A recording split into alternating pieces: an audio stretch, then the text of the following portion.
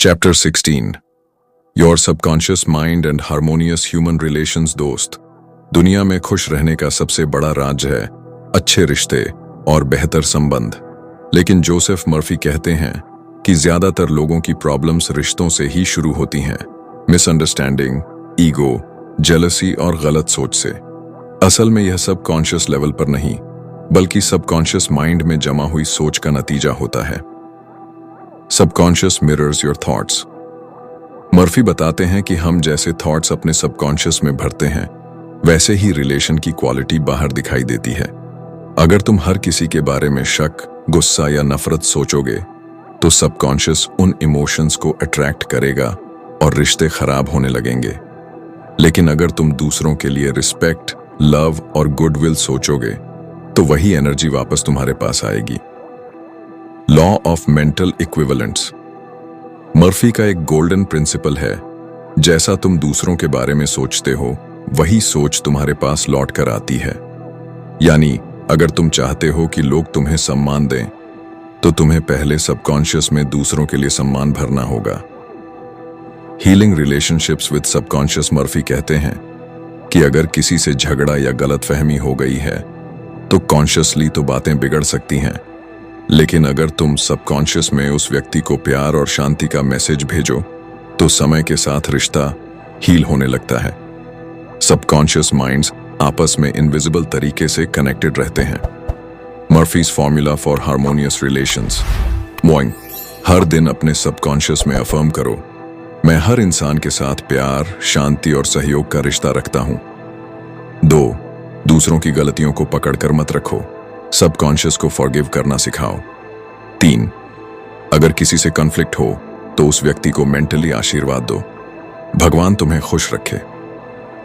Real life example. Murphy एक आदमी की कहानी बताते हैं जो अपने बिजनेस पार्टनर से बहुत नाराज था। वो बार बार उसके बारे में नेगेटिव सोचता और सबकॉन्शियस में गुस्सा भरता। मर्फी ने उसे कहा, रोज 5 मिनट उसके लिए साइलेंटली ये कहो, तुम खुश रहो, सफल रहो, शांति में रहो। कुछ हफ्तों बाद उनका रिश्ता बदल गया और बिजनेस फिर से स्मूथली चलने लगा। Golden message. मर्फी कहते हैं, harmonious relations begin in your subconscious. अगर तुम वहां प्यार और समझ की नींव डालते हो तो बाहर की दुनिया में हर रिश्ता सुंदर हो जाता है। तो भाई, अब सवाल यह है, अगर सबकॉन्शियस हमारे रिश्तों को हील और मजबूत कर सकता है तो क्या यह माफ करने की ताकत भी दे सकता है ताकि हम अपने अंदर के बोझ से आजाद हो सकें?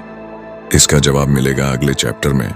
Chapter 17 how to use your subconscious mind for forgiveness. दोस्त, अक्सर हम किसी की गलती, धोखे या बुरे व्यवहार को दिल में पकड़कर बैठ जाते हैं। हम सोचते हैं कि मैं उसे कभी माफ नहीं करूंगा, लेकिन असल में इससे नुकसान सामने वाले का नहीं बल्कि हमारा होता है। जोसेफ मर्फी कहते हैं कि फॉरगिवनेस यानी माफ करना सबकॉन्शियस माइंड को नफरत और गुस्से की जंजीरों से आजाद करना है। Forgiveness heels you first. जब तुम किसी से नाराज रहते हो तो सबकॉन्शियस बार बार उसी नेगेटिव मेमोरी को रिपीट करता है। ये तुम्हारे दिमाग और शरीर पर जहर की तरह असर डालता है, स्ट्रेस, चिंता, बीमारियां और दुख। लेकिन जैसे ही तुम कॉन्शियसली डिसाइड करते हो कि मैं माफ करता हूं, तुम्हारा सबकॉन्शियस हीलिंग शुरू कर देता है। मर्फी कहते हैं, forgiveness is not for the other person, it is for you. How to forgive with subconscious power. Murphy एक आसान तरीका बताते हैं, हर दिन कुछ मिनट शांत बैठो और उस व्यक्ति की कल्पना करो। फिर अपने सबकॉन्शियस में ये दोहराओ, मैं तुम्हें माफ करता हूं, मैं तुम्हें आजाद करता हूं, मैं तुम्हें शांति और खुशी की शुभकामनाएं देता हूं। ऐसा करते करते सबकॉन्शियस पुराने घावों को मिटाना शुरू कर देता है। फॉरगिवनेस और स्पिरिचुअल लॉ। मर्फी कहते हैं कि जब तुम माफ करते हो तो दरअसल तुम एक यूनिवर्सल लॉ को एक्टिवेट करते हो। यह लॉ कहता है कि जो ऊर्जा तुम दूसरों को भेजते हो वही वापस आती है। अगर तुम गुस्सा और नफरत भेजोगे तो वही तुम्हें मिलेगा। अगर तुम शांति और प्यार भेजोगे तो वही तुम्हारे जीवन में लौटेगा। Real life example. मर्फी बताते हैं कि एक महिला सालों तक अपने पति से नाराज रही क्योंकि उसने उसे धोखा दिया था। वो बीमार रहने लगी और डिप्रेशन में डूब गई। मर्फी ने उसे फॉरगिवनेस प्रैक्टिस सिखाई मैं तुम्हें माफ करती हूँ, मैं तुम्हें आजाद करती हूँ, भगवान तुम्हें खुश रखे। कुछ महीनों बाद उसका स्वास्थ्य सुधरने लगा और जिंदगी में नई रोशनी लौट आई। गोल्डन मैसेज मर्फी का साफ संदेश है, forgive and you will be free. यानी माफ करना किसी और की गलती को सही ठहराना नहीं है, बल्कि खुद को नेगेटिविटी के बोझ से मुक्त करना है। तो भाई, अब सवाल यह है, अगर सबकॉन्शियस हमें माफ करने की ताकत दे सकता है, तो क्या यह हमारी मेंटल ब्लॉक्स और अंदर की रुकावटों को भी हटाने की ताकत रखता है? इसका जवाब मिलेगा अगले चैप्टर में। Chapter 18, how your subconscious removes mental blocks. दोस्त, जिंदगी में हर इंसान कभी ना कभी मेंटल ब्लॉक्स का शिकार होता है। कभी लगता है कि मैं कुछ कर ही नहीं सकता, कभी बार बार डर, शक और असफलता का ख्याल हमें रोक देता है। जोसेफ मर्फी कहते हैं कि ये सब असल में तुम्हारे कॉन्शियस माइंड की बनाई हुई रुकावटें हैं।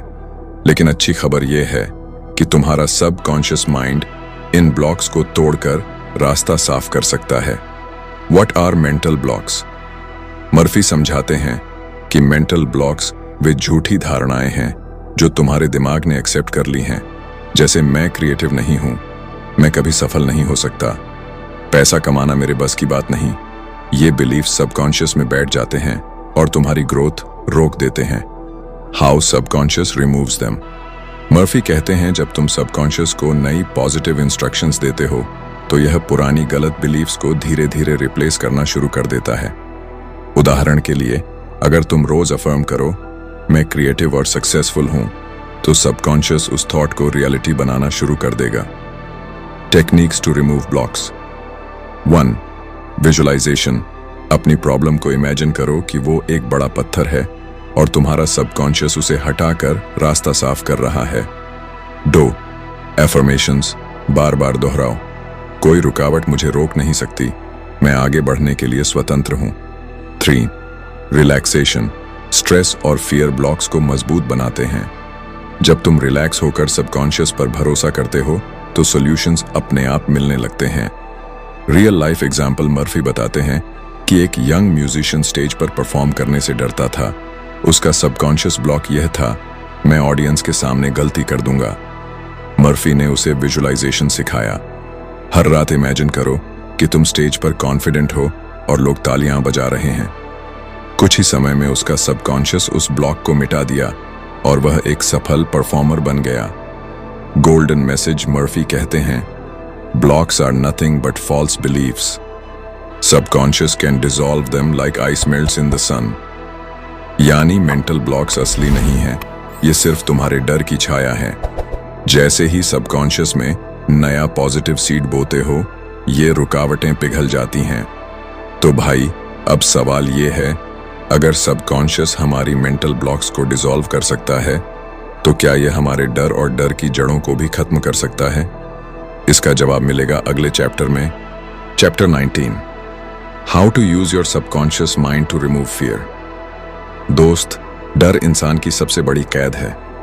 डर हमें रोकता है, दबाता है और हमारी असली ताकत को बाहर आने से रोक देता है। जोसेफ मर्फी कहते हैं, fear is man's greatest enemy. लेकिन खुशखबरी यह है कि डर कोई सच्चाई नहीं है, यह सिर्फ तुम्हारे सबकॉन्शियस माइंड की एक गलत प्रोग्रामिंग है। What is fear? मर्फी बताते हैं कि डर दो तरह का होता है। 1. नेचुरल फियर, जैसे आग से जलने का डर, यह सर्वाइवल के लिए जरूरी है। 2. साइकोलॉजिकल फियर, जैसे असफल होने का डर, लोगों की सोच का डर, भविष्य का डर। असल में यही साइकोलॉजिकल फियर हमारी जिंदगी को बर्बाद करता है। सबकॉन्शियस और फियर का कनेक्शन। हर डर सबकॉन्शियस में एक बार एक्सेप्ट किए गए थॉट से पैदा होता है। अगर बचपन में किसी ने कहा कि तुम कमजोर हो, तो सबकॉन्शियस ने इसे सच मान लिया और पूरी जिंदगी डर की तरह रिपीट करता रहा। लेकिन मर्फी कहते हैं, सबकॉन्शियस को फिर से प्रोग्राम करके तुम किसी भी डर को डिसॉल्व कर सकते हो।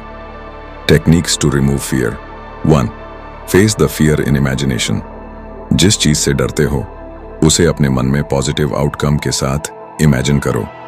जैसे अगर पब्लिक स्पीकिंग से डर है तो इमेजिन करो कि लोग तालियां बजा रहे हैं और तुम कॉन्फिडेंट हो। 2.